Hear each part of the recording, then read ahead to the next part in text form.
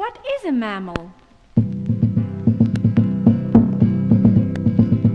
Why, anyone can tell you what a mammal is. Anyone who understands. They're warm-blooded, have hair on their bodies, and suckle their young from mammary glands.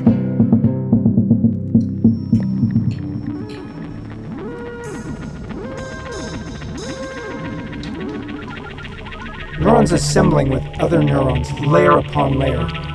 Neurons recognizing themselves as part of a larger project. Neurons knowing themselves as part and parcel to a network.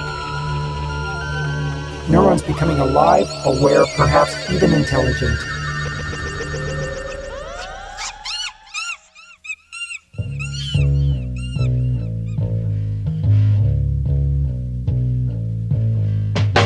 The sounds you have just heard were recorded live at the scene of a natural childbirth.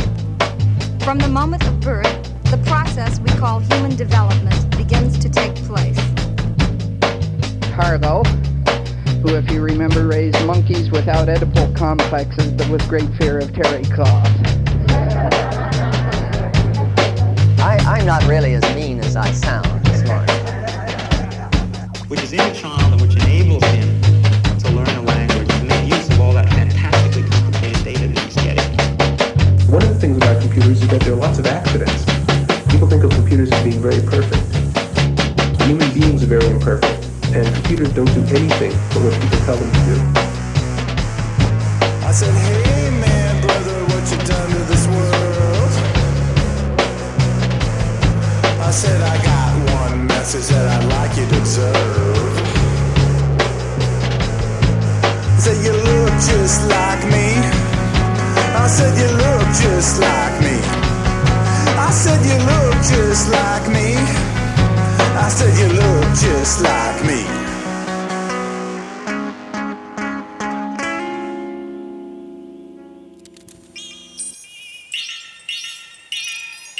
This is not a joke or a trick. It's an experiment. We think it's going to work. We don't know. We hope it'll work. Because the Earth is constantly changing, because the universe is changing, facts themselves are changing.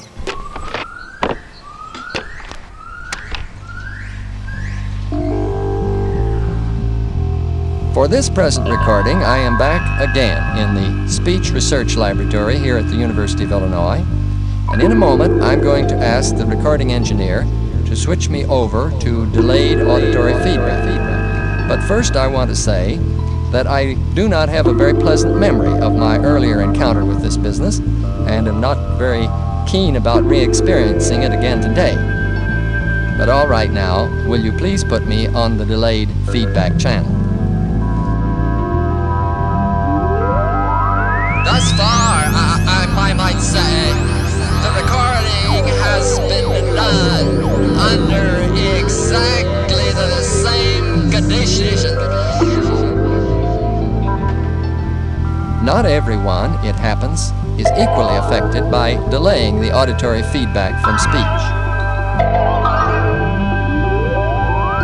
As those which are now being used, accepted that the feedback up to now was not delayed.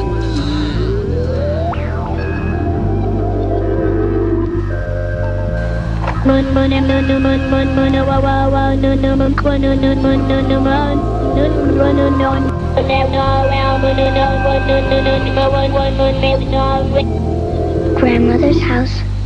Like run with a dog. Grandmother's house. The next morning, it sounds like this. Grandmother's house. I like to go to my grandmother's house. Well, because she gives us candy. Well.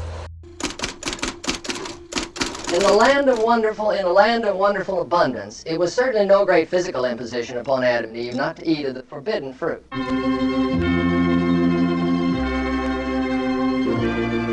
I think there's going to be forbidden fruit as long as we have life together.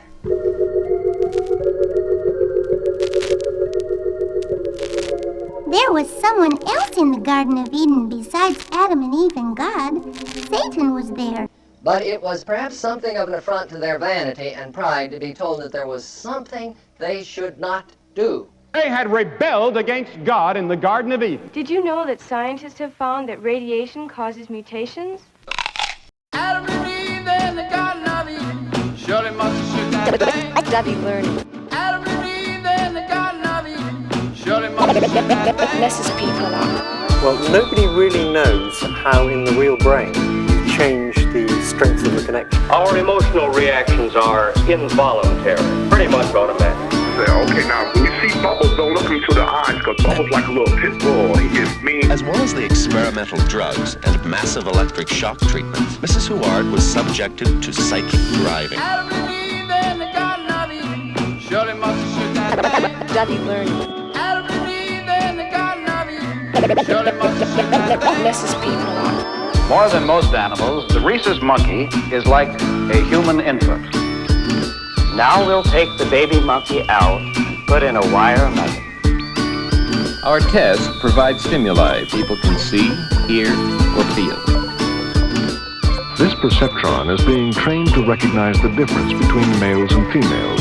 Adam and Eve in the Garden of Eden. Surely must have shook that thing. Study learning.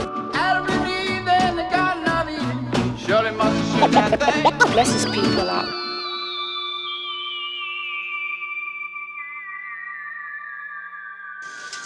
The mind was short-circuited so the psychic driving hypnotic messages could be planted on a clean slate. Don't forget your keys. Your headlights are on. Thank you. Thank you. There was another lady who had the same kind of psychic driving that I did.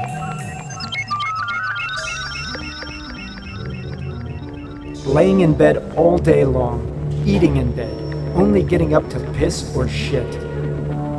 A fan and an air conditioner providing the softest of white noise whispers. Cotton gloves on each hand, each arm strapped in by cushiony cardboard tubes. Vision restricted by translucent visors attached to your head, wires attached to your head measuring brain activity. You can sometimes hear a voice from outside of your room as if it were inside the room. And when you speak to that voice, inside the room, it responds.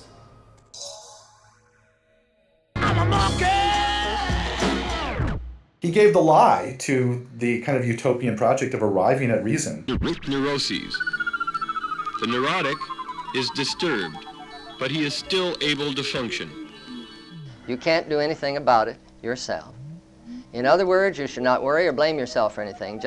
Instead, just relax and leave everything to us. We understand these things and will completely take over the treatment. Just do as you are told. The groundwork for psychoanalytic theory was laid by Sigmund Freud. Freud tried to understand the origins of psychological disorder in terms of the psychosexual development of the individual. I have a little shadow, I have a little shadow that looks a lot like me. Right.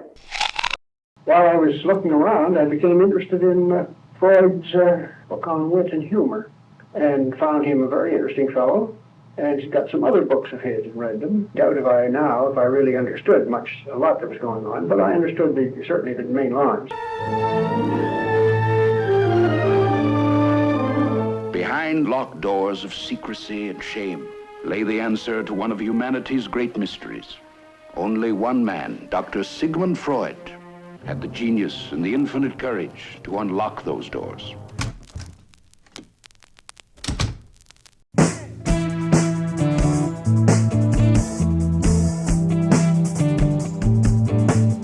Ego is never the master of self, for we are constantly bedeviled by powerful unconscious forces in our being. Psychologists find that control of emotion can be gained by understanding the stimulus-response pattern. That's right. You want to grow into a mature, balanced person. That's a matter of conditioning, too. And what we said about physics, or medicine, non-dubious sciences, Michel says that, as far as he's concerned, he doesn't take the strong Kuhnian position that wants to show that science is a discursive practice. He then have to give up the idea that it corresponds to reality. Condition yourselves to make more mature responses. Condition yourselves to make more mature responses. For we are constantly bedeviled. It's also that special feeling you have for a record that grabs you and never lets go. It's a melody and a lyric that becomes a part of your heart.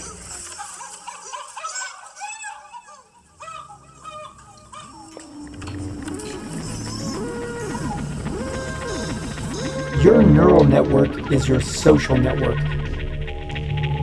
My social network is your neural network. Your neural network is your social network. My social network is your neural network.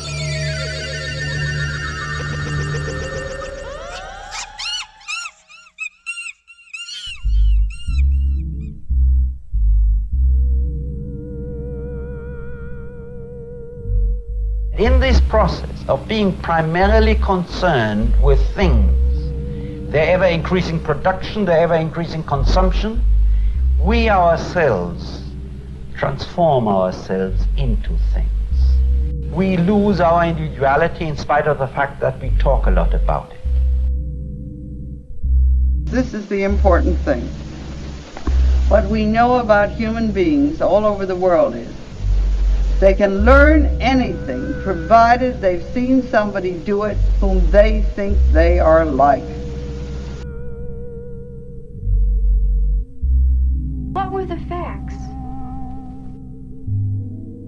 A computer that you buy today will likely be obsolete 6 months from now, and there's not a dang thing that you can do about it. The wrong thing to do is just go out and buy a computer and then learn about it. You'll learn, but you'll learn a lot of things that maybe you didn't want to learn.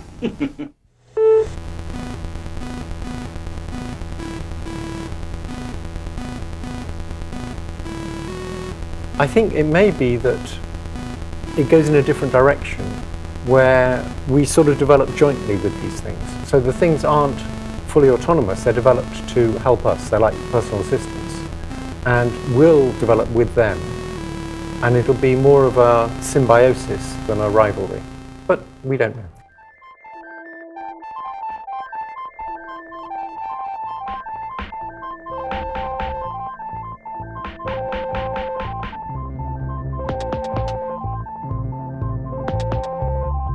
This would be an opportunity to bring computing to everyone.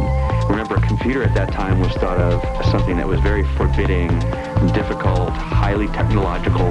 You had to be a real expert and a doctorate to understand. You know, that was kind of the public image. And we somehow had to humanize computers and make them a common object that anyone could use.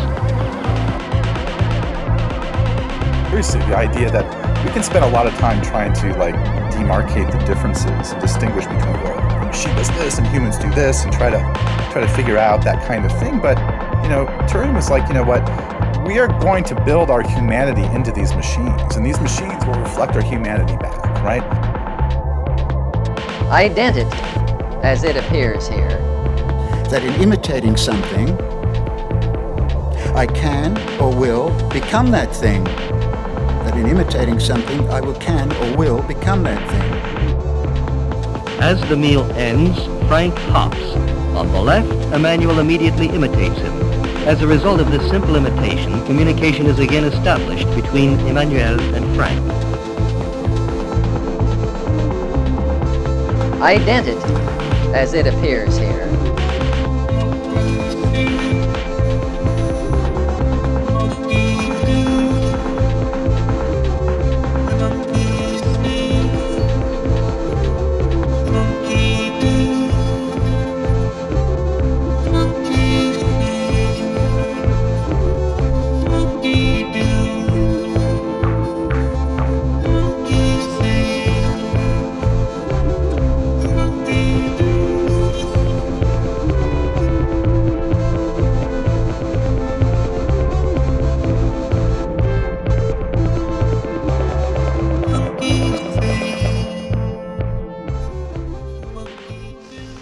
We knew they were coming.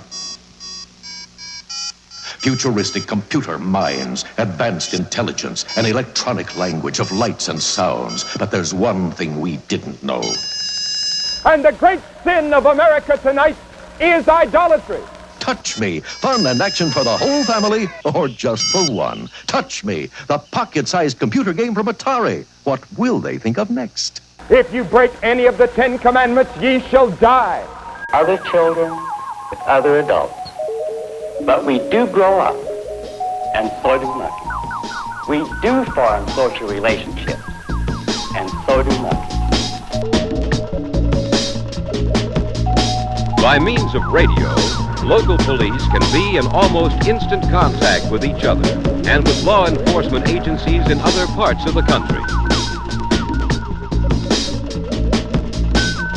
We believe that we are developing methods that will enable us to determine the basic motives and emotions underlying our everyday lives.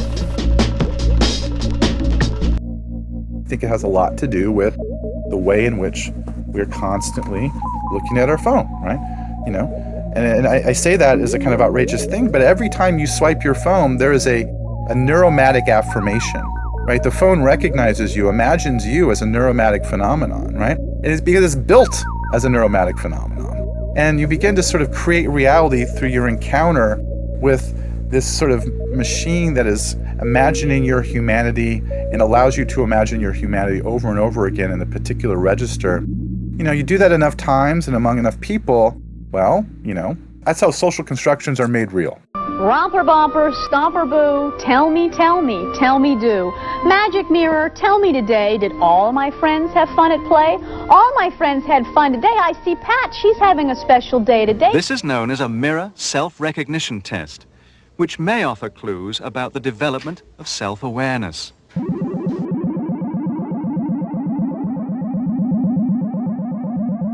There seems to be a strong kindred relationship between the manner in which computers process information and the analogy that has with the way minds and thinking and consciousness seem to work.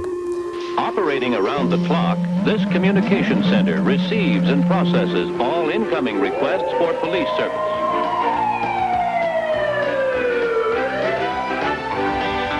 Chester the chimpanzee. I don't know exactly what he will be talking about, but we can be pretty sure it will have to do with primate research. Mammals are warm-blooded, and their body temperatures always remain about the same in hot or cold weather.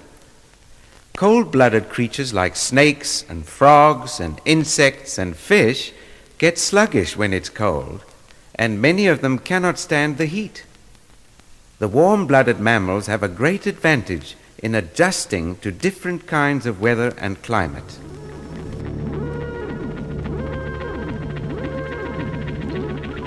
Every moment of her life, Alpha was prodded. She was poked. She lived in a cage, but she endured.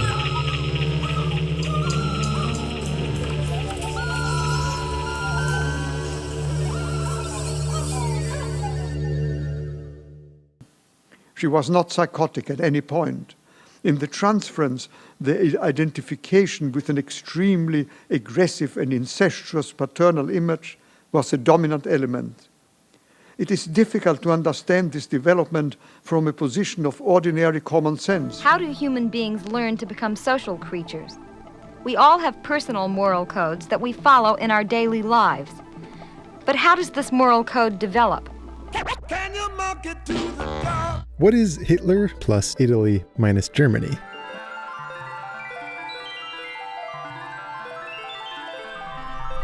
This is called an embedding of that piece of text, and it's helpful to imagine these embedding vectors as directions in some very high-dimensional space, even if we struggle to concretely visualize anything more than 3 dimensions.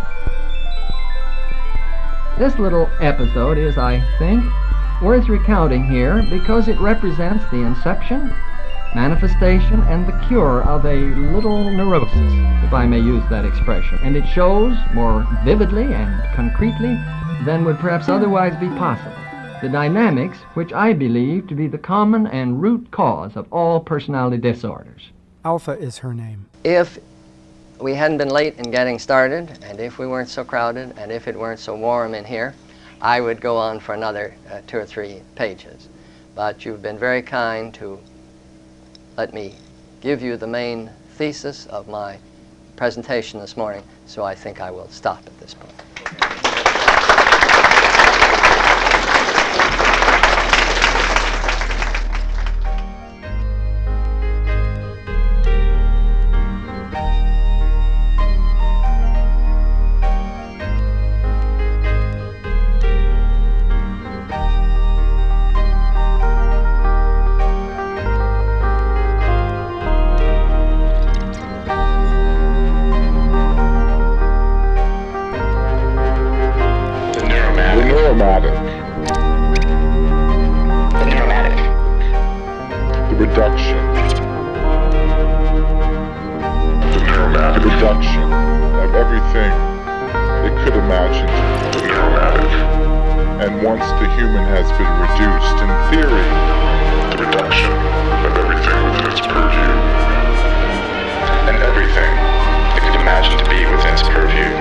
System